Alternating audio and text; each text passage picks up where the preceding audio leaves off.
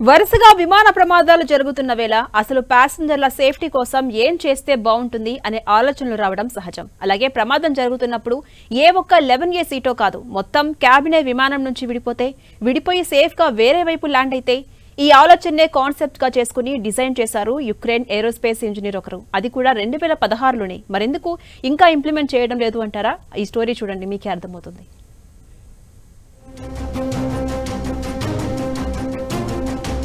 విమాన ప్రమాదాలపై చర్చ జరుగుతున్న వేళ యుక్రెయిన్ దేశపు వ్యక్తి టాటారెంకో వ్లాదిమిర్ నికోలవిచ్ రూపొందించిన ఓ ఫీచర్ హాట్ టాపిక్ గా మారింది. డిటాచబుల్ ప్యాసింజర్ క్యాబిన్ గా దీన్ని పిలుస్తున్నారు. ప్రమాద సమయంలో ఆకాశంలో ఉండగానే విమానం నుంచి విడిపోయేలా క్యాబిన్లను అమర్చడమే ఇందులోని కాన్సెప్ట్.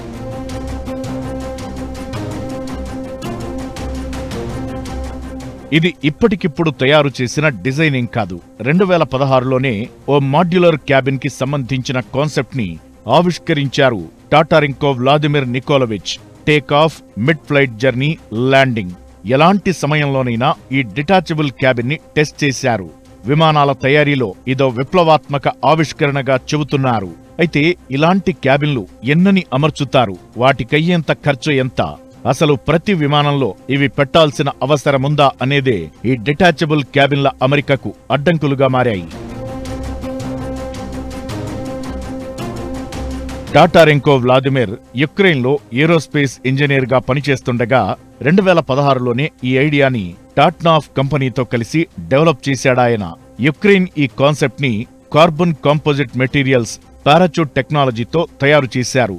ఏదైనా అత్యవసర పరిస్థితి తలెత్తినప్పుడు, ఉదాహరణకు ఇంజిన్ వైఫల్యం, విమానం అదుపు తప్పడం, అగ్ని ప్రమాదం సంభవించినప్పుడు ఈ సిస్టమ్ యాక్టివేట్ అవుతుంది. ప్రమాదాన్ని గుర్తించిన వెంటనే పైలట్లు ప్రయాణికుల క్యాబిన్ విమానానికి అనుసంధానించబడిన క్యాబిన్ లాక్లను రిలీజ్ చేస్తారు. దీంతో తాళాలు క్యాబిన్ విమానం యొక్క ప్రధాన భాగం నుంచి విడిపోతుంది. ఆ తరువాత పై భాగంలో అమర్చబడిన భారీ పారాచూట్లు వాటంతటవే తెరుచుకుని క్యాబిన్ వేగాన్ని తగ్గిస్తూ భూమిపైన దిగుతుంది.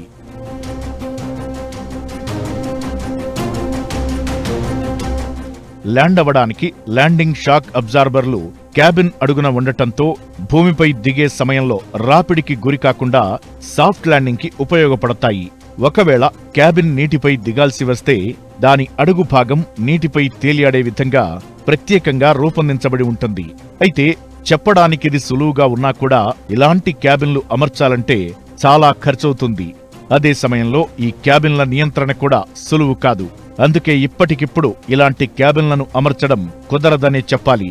అయితే అహ్మదాబాద్ ఫ్లైట్ యాక్సిడెంట్ తరువాత సేఫ్టీ ప్రికాషన్స్ గురించి చర్చ జరుగుతున్న నేపథ్యంలో ఈ డిటాచబుల్ క్యాబిన్ల అంశం తెరపైకొచ్చింది.